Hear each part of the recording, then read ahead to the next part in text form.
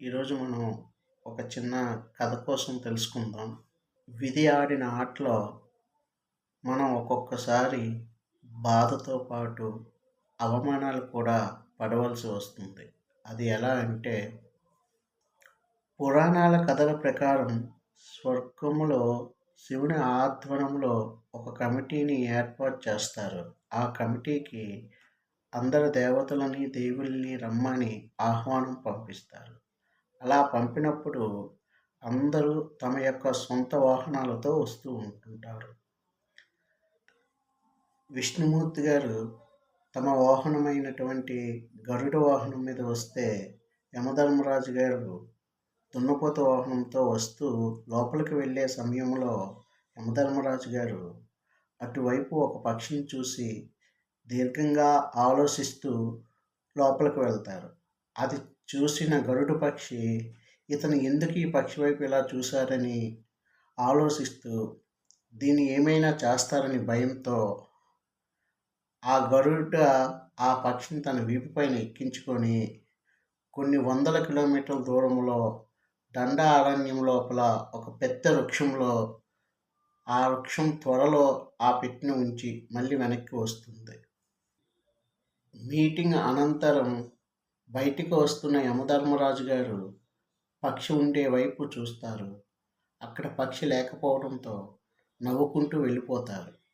అది చూసిన గరుడ పక్ష ఆశ్చర్యంతో విష్ణుమూర్తిని ఇలా అడుగుతుంది, స్వామి, యమధర్మరాజుల వారు మీటింగ్కి వెళ్ళే సమయంలో ఇక్కడ ఒక పక్షిని దీర్ఘంగా చూస్తూ లోపలికి వెళ్ళారు.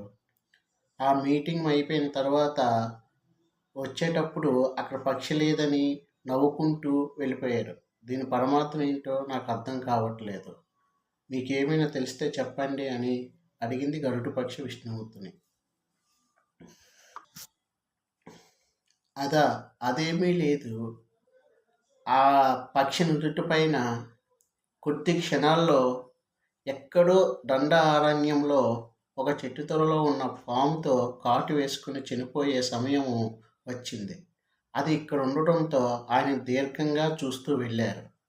అట్నుంచి వచ్చేటప్పుడు అక్కడ లేకపోవడంతో అది సాగు కోసమే వెళ్ళిందని ఆయన నవ్వుకుంటూ వెళ్ళిపోయారు.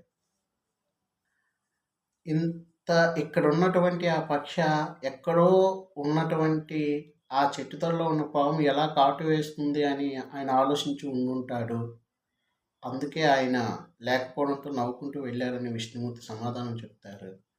అప్పుడు ఆ గరుడ పక్ష, అయ్యో స్వామి, ఎంత పని జరిగిపోయింది, ఆయన చూస్తుంటే ఏదో చేస్తారని నేనే ఆ పక్షిని నా వీపు పైన ఎక్కించుకొని ఆ చెట్టు త్వరలో పెట్టాను, ఎంత పాపం చేశాను స్వామి అని విష్ణుమూర్తిని ప్రాధాయపడితే, అప్పుడు విష్ణుమూర్తి గారు చెప్తారు, ఇందులో ఎలాంటి తప్పు నీది లేదు, ఇది విధి ఆడిన ఆటే తప్ప ఇది నీ తప్పు కాదు, దీనికి నువ్వు బాధపడవలసిన అవసరం లేదు, ఇలాంటివి అందరికీ జరుగుతుంటాయి. మన నిజ జీవితంలో కూడా మనం ఎన్నో చూస్తూ ఉంటుంటాం. మన చేయని తప్పు కూడా ఒక్కొక్కసారి మనం ఇలాంటివి ఎదుర్కొంటాం. ఇలాంటివి వచ్చినప్పుడు గుండె ధైర్యంతో మనం ముందుకు వెళ్ళాలి తప్ప కానీ బాధపడకూడదనే ఈ కథ యొక్క సారాంశం. మీకు ఈ కథ నచ్చితే ఒక లైక్, సబ్స్క్రైబ్ చేసుకోండి ప్లీజ్.